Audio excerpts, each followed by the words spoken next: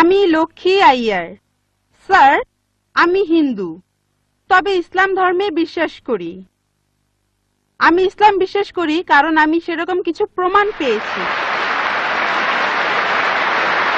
Sir, আপনি বললেন আল্লাহ একজন, ধর্মও একটা। এখন আমি তিনজন মানুষের উদাহরণ দেই। একজন হিন্দু, আরেকজন মুসলিম, অন্যজন খ্রিস্টান। ধরেন এই তিনজন একসাথে আছে।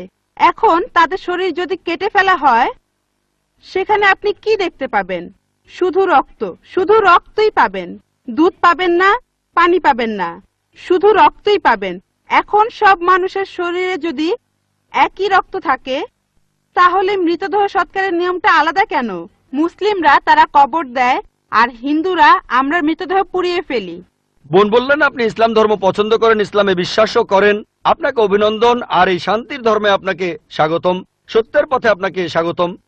বোন প্রশ্ন করলেন যে তিনজন হিন্দু, খ্রিস্টান, মুসলিম, সবার শরীর একই রকম, একই রক্ত, একই উপাদান, কিন্তু আমরা মারা গেলে হিন্দুরা কেন পুড়িয়ে ফেলে আর মুসলিমরা কেন কবর দেয়? আসুন আমরা এটা ভালো করে দেখি। আপনি দেখেন কোন পদ্ধতিটা ভালো। হিন্দু ধর্মে কবর দেওয়ার অনুমতিও আছে শিশুদের ক্ষেত্রে, কিন্তু প্রাপ্তবয়স্ক লোক মারা গেলে তারা বলেন পুড়িয়ে ফেলতে হবে, দাহ করতে হবে। অবশ্য হিন্দুদের কেউ কেউ বলেন যে কবর দিতে হবে। আসুন আমরা এখন ভালো করে দেখি যে শবদেহ, মৃতদেহ পোড়ানো আর কবর দেয়া। এখানে আপনি দেখবেন যখন আপনি কোনো মৃতদেহ পোড়াবেন তখন পরিবেশ দূষিত হচ্ছে। মৃতদেহ পোড়ালে পরিবেশ দূষণ হয়। ইসলাম ধর্মে আমরা কবর দেই কেন?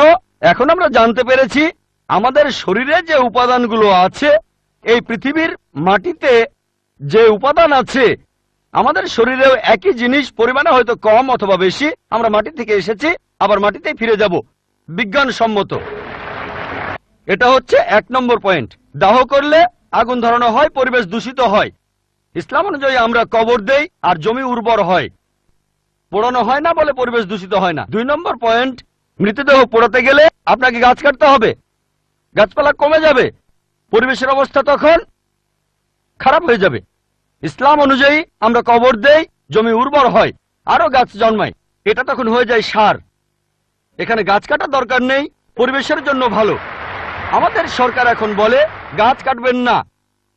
গাছ না কাটলে মৃতদেহগুলো পোড়াবেন কিভাবে?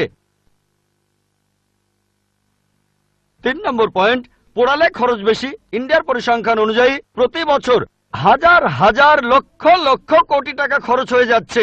প্রতিদিন কোটি কোটি টাকা খরচ হচ্ছে, প্রতি বছর লক্ষ লক্ষ কোটি টাকা খরচ হচ্ছে শুধু গাছের পেছনে আর মৃতদেহ পোড়ানোর পেছনে। ইসলাম অনুযায়ী আমরা কবর দেই, এটা সস্তা, ফ্রি।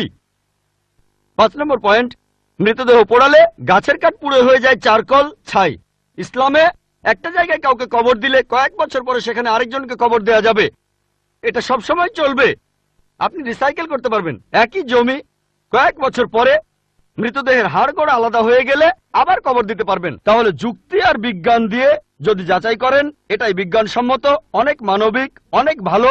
কবর দেয়া পোড়ানোর চাইতে অনেক ভালো। আশা করি উত্তর